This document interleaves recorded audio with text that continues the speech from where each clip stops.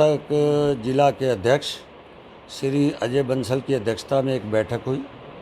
बैठक के अंदर सभी सम्मानित कार्यकर्ताओं ने जिला अध्यक्ष को पावर दे दी, क्योंकि एक व्यक्ति का ये विवाद नहीं है, एक पार्टी का विवाद है। क्योंकि मैं हिसार की कार्य समिति की बैठक में गया हुआ था, उसके बाद से ये विवाद मीडिया के माध्यम से चला आ रहा था और वो लोग मेरे खिलाफ विरोध करने के लिए, क्षमा याचना के लिए, एफआईआर दर्ज कराने के लिए कर रहे थे। वो हिसार से चलकर रोहतक आके बैठे। उन्होंने यहाँ रोहतक में बैठकर ये धरने पे कहा, आपके चैनलों में कहा कि मनीष कुमार ग्रोवर माफ़ी मांगे, खेद प्रकट करे और धरने पर आए। और मेरा स्टैंड आज भी वही था, पहले भी वही था कि ना मैं धरने पे जाऊंगा, ना मैं माफ़ी मांगूंगा। खेद मैंने पहले दिन धरने से पहले कर दिया था। क्यों खेद किया था? कि रोहतक के अंदर कोई ऐसा विवाद ना खड़ा हो जिससे लोगों को यहाँ परेशानी हो। उस नाते मैंने खेद कर दिया। उस खेद को वो लोग हिसार वाले कमज़ोरी समझ बैठे, परंतु आए, उनको रोहतक की जनता का प्यार और स्नेह नहीं मिला। क्यों नहीं मिला? कि वो झूठा आरोप मेरे पे लगा रहे थे, वो मेरे पे झूठा आरोप लगा रहे थे। इसलिए रोहतक की जनता ने, मैं उनका रोहतक की जनता का विशेष तौर से, जिला की जनता का धन्यवाद भी करता हूँ कि उन्होंने उनका साथ नहीं दिया। इसलिए उनको समझ आया।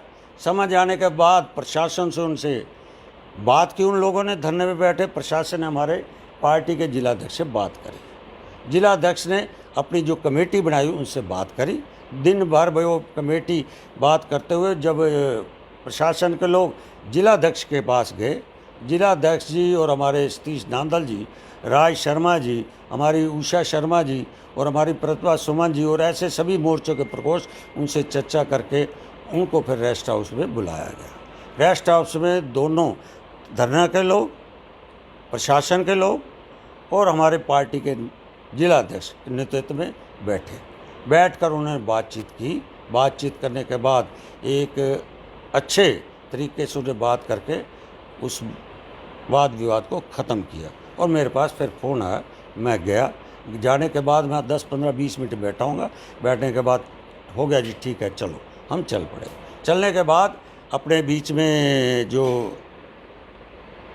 कम्युनिस्ट अपना नेता है कामरेड इंद्रजीत, उन्होंने कहा एक बार बहनों से आप मिल लो। मैं मिल लेता हूँ, मुझे कोई दिक्कत नहीं। जब वो बहनें आई कमरे में, वो मुझे एक माँ के जैसा लगा कि बड़ी उम्र की थी। कोई 75 साल की थी, कोई 80 साल की थी, कोई 85 साल की थी, बड़ी उम्र की थी। अब मुझे ये लगा कि जो ये बात कर रहे हैं वह अश्लील हरकतें मैंने इनके सामने की हैं, अब मेरी माँ जैसी हैं। और ये इनको बता रहे थे बहन है, औरत है। जब एक माँ जैसी नज़र आए मुझे, और उसके बाद मेरा एक मानवता भी कहती है, क्योंकि हमारा समाज, हिंदू समाज, बड़ों की इज्जत करने वाला है। और मुझे संस्कार भी माँ बाप ने ऐसे दिए, मेरे संगठन के संस्कार भी ऐसे हैं कि बड़ों की इज्जत करना। मैंने वो पैर उनके छुए के बाद हम भी बाहर चले गए, वो भी बाहर चले गए। तो बाकी दोनों लोगों ने आपके सामने मीडिया में रात को बात भी रखी। कुछ लोग, चाहे उसमें किसान नेता हों या पॉलिटिकल लोग हों, ये दिखाने का प्रयास कर रहे हैं कि मनीष ग्रोवर ने माफ़ी मांग ली, इस वजह से ये धरना ख़त्म कर दिया। देखो मेरे मित्रों, आप भी लंबे समय से न्यूज़ उठाते हो, लोगों से चर्चाएं करते हो। कहीं ना कहीं वो बात आपके कैमरे में भी आई होगी, माफ़ी वाली। कहीं ना कहीं किसी ने देखा भी होगा, सुना भी होगा। उसकी वजह ना किसी कैमरे ने देखा ना सुना। और अंदर कम से कम 20 लोग थे, 25 लोग थे, सबके हाथ में मोबाइल भी थे। उन किसान नेताओं के थे, जो किसान नेता बोल रहे हैं, वो भी थे अंदर। सबके हाथ में मोबाइल। आज मिलता 1 मिनट में सबकी बात रिकॉर्ड हो जाती है, उसकी फिल्म बन जाती है। देखो मैंने कहा कि जो बात मैंने पहले कही, आज भी स्वीकार, पार्टी का आदेश मानता हूँ। पार्टी ने कहा इस काम को शहर के हित में, शहर में ऐसा विवाद ना हो, इस वजह से इसको हम बैठ के मिल मिलाप के प्रशासन से तनाव की स्थिति हर दिन बढ़ती जा रही थी। डीएलएफ कॉलोनी भी बंधक बनी हुई थी क्योंकि लोग बाहर नहीं निकल पा रहे थे। तो ऐसे में एक सही निर्णय ये कहा जा सकता है कि आपस में मिल बैठ के एक विवाद से। मैं कह रहा हूँ जी, जब मैं रविवार को मैं यहाँ से एक यूट्यूब वीडियो के माध्यम से संदेश दे रहा हूँ, क्यों दे रहा हूँ कि मेरे रोहतक शहर में कोई दिक्कत ना हो, मेरे रोहतक ज़िले में कोई दिक्कत ना हो, उसको उन्होंने कमज़ोरी समझ ली। इसलिए कि जो भी छोटी मोटी घटना होती है दिक्कत आती है, आम जन को आती है, और मैं आम जन को दिक्कत देने वाले में नहीं हूँ। रात को रोहतक जिला के किसान नेता भी वहाँ बैठे थे, उन्होंने स्पष्ट कहा कि हमने इनको नहीं बुलाया, हमने रोका, मत आओ। लगता है कि वहाँ हिसार के लोगों ने ही उनको किसी ने ऐसा आवास कर दिया कि आप जाओ, उसकी छवि खराब करके आओ। रोहतक के किसानों ने, मैं कह रहा हूँ जो बात उन्होंने कही तो कहना भी चाहिए, किसानों ने कहा हमने मना करा था, मत आओ, इसके बेकार ये तो वो बता सकते। मनीष जी, नहीं, अभी तो देखिए सिर चढ़ गई है, आपकी बात भी हुई होगी उनसे, तो ये कोई बात निकल कर आई है ऐसी सामने कि कोई किसी पार्टी का हाथ हो, विपक्षी पार्टी का ऐसा? देखो, मैं अभी सच्चाई बताऊं, जो रात के विषय में ऐसा अभी ठीक नहीं है, परंतु जो मुझे लगता है कि मेरी छवि को खराब करने के लिए हिसार से चलकर यहाँ कर रहे हैं, तो अभी किसी के ऊपर ऐसा आक्षेप लगाना ठीक है। आप पार्टी हैं, बीजेपी के नेताओं पर हमले हो रहे हैं, कहीं गाड़ियाँ उड़ी जा रही हैं, कहीं कपड़े फाड़े जा रहे हैं, तो ये किसान आंदोलन से संबंधित मानते हैं आप इनको, या और भी कोई लोग हो सकते हैं? देखो मित्रों, मैं कहना चाहता हूँ, किसान खेत में है, किसान अपने घर बैठा है।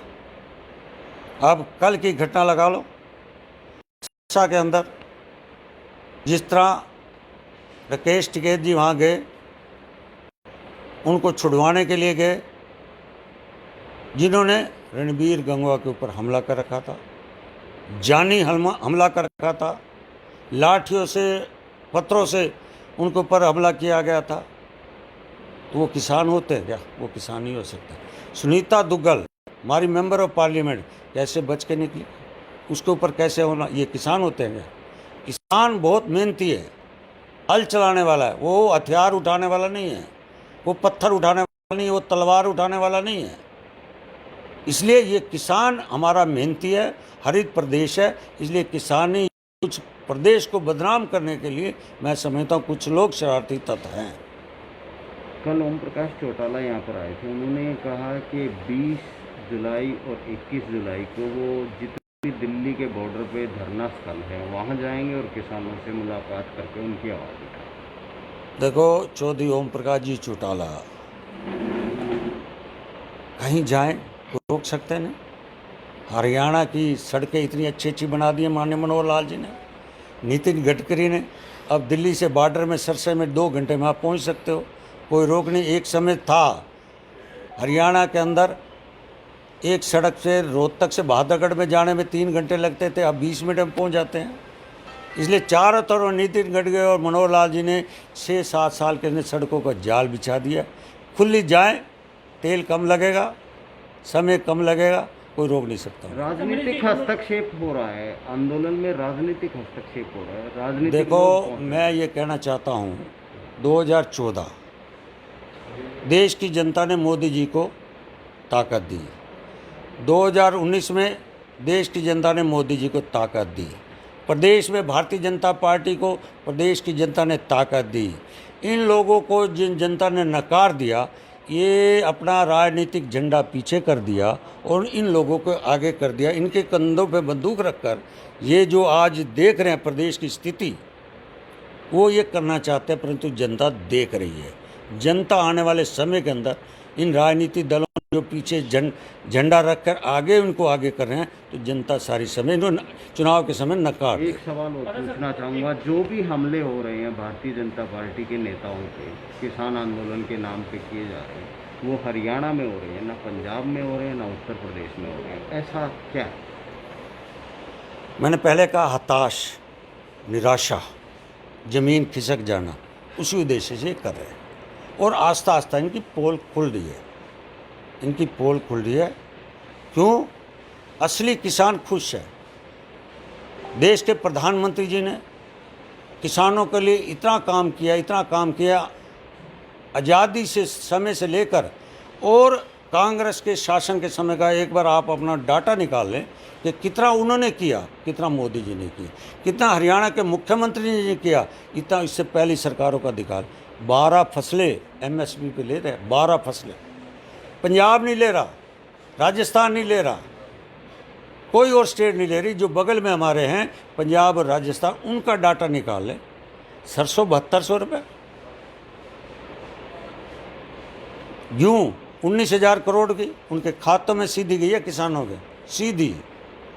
जैसे पेंशन, बुढ़ापा पेंशन, विधवा पेंशन के लिए लोग धर्मशाला में 4-4 घंटे थैले लेकर हमारी माँ बहनें विधवा आती थी, अब उनके घर के अंदर पेंशन जा रही है। ऐसे किसानों भी अब उनके घर के खाते में पैसा जा रहा है। अच्छा मनीष जी, ओम प्रकाश चौटाला ने कहा है कि देश में मध्यवर्ती चुनाव की संभावना जताई जा रही है इस तरह से, क्योंकि आम जन में काफ़ी रोष बताया उन्होंने कि आम जन में काफ़ी रोष है, तो ऐसे में कहीं ना कहीं जो हम मध्यवर्ती चुनाव होंगे और भाजपा को करनी पड़ेगी। चौधरी ओम प्रकाश चौटाला जी, मैं आदरणीय सम्मानित, मैं इज्जत करता हूँ दिल से। मुंगेरी लाल के सपने ले रहे हैं, लेने चाहिए।